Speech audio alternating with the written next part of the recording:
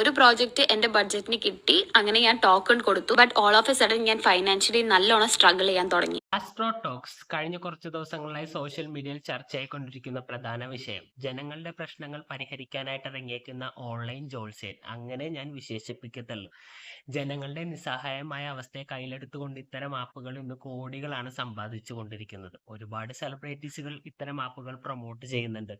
അവരുടെ പ്രശ്നങ്ങളൊക്കെ എല്ലാം പരിഹരിച്ചത് ഈ ആപ്പിലൂടെയാണെന്നൊക്കെ വെച്ച് കാച്ചുന്നുണ്ട്. എന്തായാലും നമുക്ക് ഒന്നാമതായി ശ്രീകുട്ടി എന്ന യൂട്യൂബർ പങ്കുവയ്ക്കുന്നതൊന്ന് കേട്ടു നോക്കാം. അപ്പൊ നമ്മുടെ ഈ വിഷമമൊക്കെ കണ്ടപ്പോ എന്റെ അമ്മ എന്നോട് പറഞ്ഞു, ജസ്റ്റ് ഒരു ആസ്ട്രോളജർ ആയിട്ടൊന്ന് സംസാരിക്കൂ എന്നിങ്ങനെ പറഞ്ഞു. അപ്പൊ ഞാൻ ആദ്യമൊക്കെ ഓക്കെ എന്നൊക്കെ പറഞ്ഞിരുന്നിട്ട് ഞാൻ എന്ത് ചെയ്തു, ആസ്ട്രോ ടോക്കിന്റെ ആപ്പ് ഡൗൺലോഡ് ചെയ്തു. എന്നിട്ട് അതിലൊരു ആസ്ട്രോളജറുമായിട്ട് സംസാരിച്ചപ്പോൾ ഗായത്രി എന്നാണ് അവരുടെ പേര്. മാമുമായിട്ട് ഞാൻ സംസാരിച്ചപ്പോൾ എന്നോട് ആദ്യം ജസ്റ്റ് അവര് ഡേറ്റ് ഓഫ് ബർത്തും എന്റെ ജനിച്ച സമയം മാത്രമേ ചോദിച്ചിട്ടുണ്ടായിരുന്നു.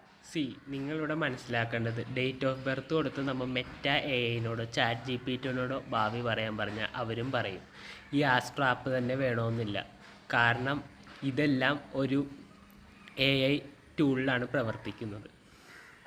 ഞാനത് പറഞ്ഞപ്പോ സത്യം പറഞ്ഞാല് ഞാൻ കുറച്ച് സമയം ഇങ്ങനെ ഷോക്കിംഗ് ആയിട്ട് ഇങ്ങനെ വന്തം വിട്ട് വായം തുറന്നിരുന്നു കേട്ടോ.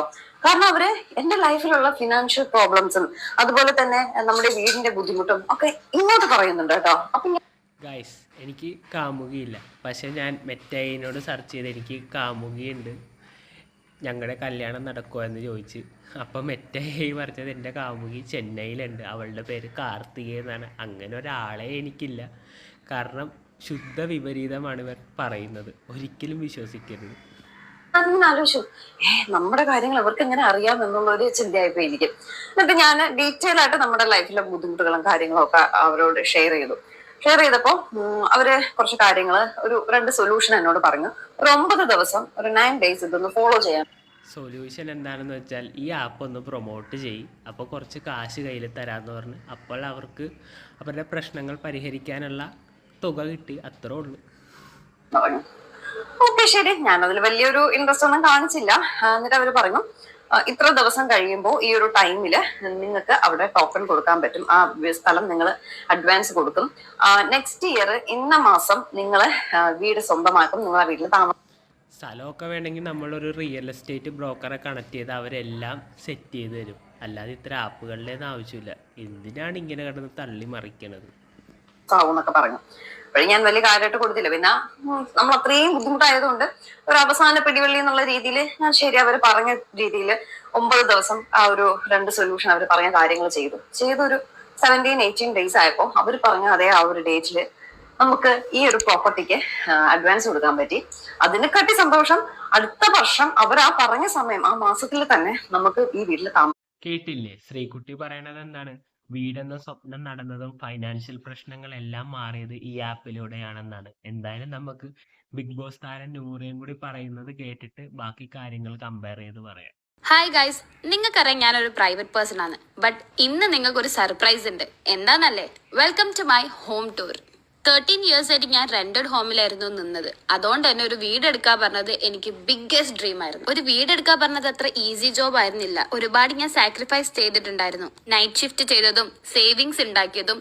But end of the day ഈ ഒരു ഡ്രീമിന് വേണ്ടി സാക്രിഫൈസ് ചെയ്യാൻ ഞാൻ റെഡി ആയിരുന്നു. അങ്ങനെ പ്രോജക്റ്റ് ഒക്കെ നോക്കി തുടങ്ങിയപ്പോഴാണ് everything was going out of my budget. അപ്പൊ പിന്നെയും ഞാൻ കുറെ പ്രോജക്ട്സ് നോക്കി. അതിലൊരു പ്രോജക്റ്റ് എന്റെ ബഡ്ജറ്റിന് കിട്ടി. അങ്ങനെ ഞാൻ ടോക്കൺ കൊടുത്തു. But all of A sudden ഞാൻ ഫൈനാൻഷ്യലി നല്ലോണം സ്ട്രഗിൾ ചെയ്യാൻ. വീഡിയോ കേട്ടപ്പോൾ എനിക്ക് മനസ്സിലായത് ശ്രീകുട്ടിയുടെയും നൂറയുടെയും പ്രശ്നം വീടില്ലായിരുന്നു എന്നതാണ്. അവർക്കത് സാധിക്കാൻ കഴിഞ്ഞത് ഈ ആസ്ട്രോ ടോക്സ് എന്ന ആപ്പിലൂടെയാണെന്നാണ് അവർ പറഞ്ഞു വരുന്നത്. അങ്ങനെയാണെങ്കിൽ എത്രയോ ആളുകൾ വീടില്ലാതെ നമ്മുടെ സമൂഹത്തിൽ അലഞ്ഞു തിരിയുന്നു. അവർക്കെല്ലാം ഈ വാടക കിടക്കേണ്ട ഒരു ആവശ്യവുമില്ലല്ലോ. ഈ ഒരു ആപ്പ് എടുത്തിട്ട് അവരുടെ പ്രശ്നങ്ങൾക്കുള്ള പരിഹാരം നേടിയാൽ പോലെ. ഞങ്ങളെ പോലുള്ള ജനങ്ങളെ ഇങ്ങനെ വിഡ്ഢികളാക്കാൻ നോക്കരുത് എന്ന് എനിക്ക് പറയാനുള്ളത്. പിന്നെ എനിക്ക് പറയാനുള്ളത്, അന്ധവിശ്വാസം നല്ലതാണ്, പക്ഷെ അതിൻ്റെ പേരിൽ ഇത്തരം ജനങ്ങളെ പറ്റിക്കുന്ന ആപ്പുകളിൽ ചെന്ന് ചാടരുത് എന്നേ നിങ്ങളോട് എനിക്ക് പറയാനുള്ളത്. കാരണം ഒരുപാട് ധനനഷ്ടം ഇതിലൂടെ ഉണ്ടാകാൻ സാധ്യതയുണ്ട്. പിന്നെ നിങ്ങൾക്ക് വിശ്വാസമുണ്ടെങ്കിൽ അടുത്തുള്ള ജ്യോത്സ്യനെയോ നേരിട്ട് പോയി കണ്ട് പ്രശ്നപരിഹാരം നേടുക. അല്ലാതെ ഈ ഓൺലൈൻ ആപ്പുകളിലെ തട്ടിപ്പുകൾ ചെന്ന് ചാടരുത്. കാരണം ഒരുപാട് അനുഭവങ്ങൾ നമ്മുടെ നാട്ടിൽ തന്നെ ഉണ്ട്. അതെല്ലാം എടുത്തു നോക്കിയാൽ ഞാൻ ഈ പറഞ്ഞതിന്റെ ചെറിയൊരു സത്യമെങ്കിലും നിങ്ങൾക്ക് മനസ്സിലാവും. എന്തായാലും പുതിയൊരു വീഡിയോയിൽ കാണുന്നവരെ ബൈ ബൈ.